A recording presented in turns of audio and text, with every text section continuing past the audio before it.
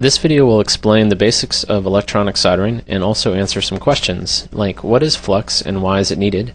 What tip size and shape should I use? Can I get lead poisoning from the fumes? And why is cleaning and tinning the iron tip necessary?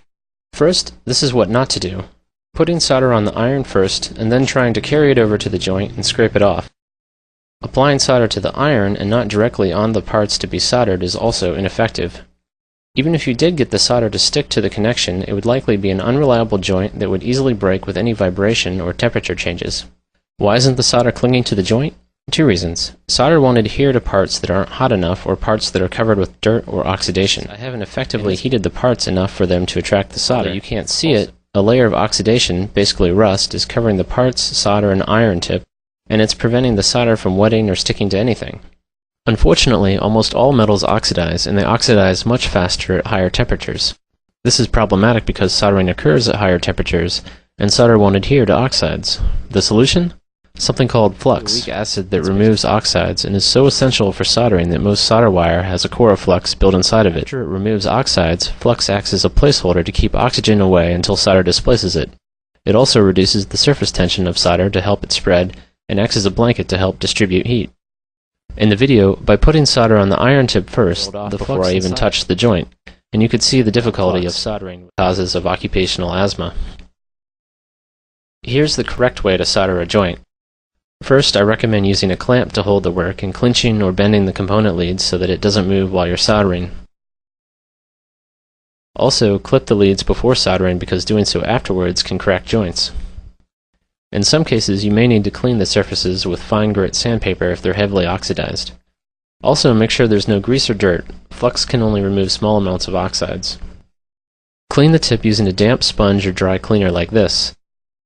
The gold curls are made of soft metal and coated with flux to gently clean the tip without thermally shocking it like a sponge does. This can help prolong tip life. It's important to have a clean tip because oxides and charcoal flux residues significantly reduce the tip's ability to heat up the connection. These oxides become harder with time and heat, so it's a good idea to clean the tip every time you pick up the iron. When you apply fresh solder to an iron, the fumes are actually from the flux boiling, not the lead. Lead boils at over 3,000 degrees Fahrenheit, and typical soldering temperatures are only between 600 and 750 degrees. However, if you do get the solder past 850 degrees, the lead will more readily atomize in the small particles that will indeed float in the fumes.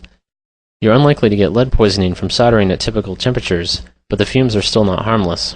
Long-term exposure to solder fumes has been cited as one of the leading causes. Now, add a small amount of solder back to the tip. This is called tinning the tip, and it helps to transfer heat to the joint and also protect the tip from oxidizing.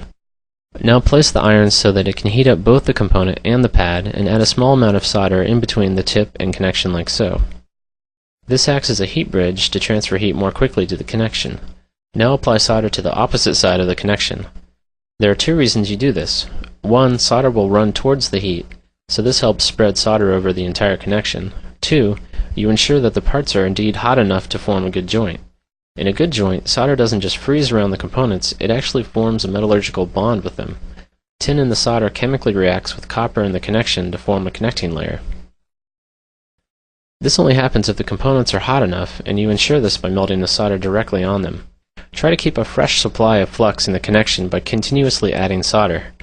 Remove the solder wire and then the iron shortly after. Cover the iron tip thoroughly with solder before putting it back in its stand to keep the iron tip from oxidizing. Ideally, the connection should take only about 2 to 5 seconds to make for typical small components. If you're using lead-free solder, it'll take longer because the solder doesn't wet or cling to metals as quickly. The solder should almost wick into the joints. If it seems to be repelled, chances are the parts aren't hot enough or clean enough. This water droplet on hydrophobic sand is an extreme case of non-wetting. In the electronics industry, an oftentimes hidden cost of components is their solderability, or how easily the solder will cling to them. Components that have been sitting on the shelf for a long time build up oxidation layers that can make soldering very difficult and require more aggressive fluxes. In general, you want to solder quickly because joints become more brittle the longer they're heated. Parts can also overheat. It's a good idea to add a heatsink in between the joint and component for especially sensitive parts like some diodes and transistors. This pump bottle conveniently dispenses a small amount of alcohol when pressed down by the brush and keeps the remainder from evaporating. Some fluxes are labeled no clean and may not require cleaning, and others may require water instead of alcohol. See the manufacturer's recommendations. The ideal amount of solder will be enough to thoroughly cover the joint, but still let you see the outline of the wires inside so you can make sure the solder adhered to them correctly. The solder should smoothly meet all the surfaces, almost forming a ramp, and should be shiny in appearance, unless you're using lead-free solder. If the joint is dull and the solder didn't smoothly meet the surfaces, chances are you have what's called a cold joint, where either the target parts weren't hot enough or they were dirty or oxidized, and the solder didn't bond with the metal. Finally, excess heat can cause the pads and traces to detach from the board.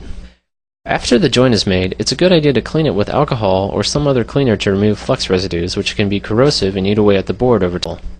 It's important that the joint not move while the solder is cooling, otherwise you may get a joint with a rough surface that looks disturbed or cracked.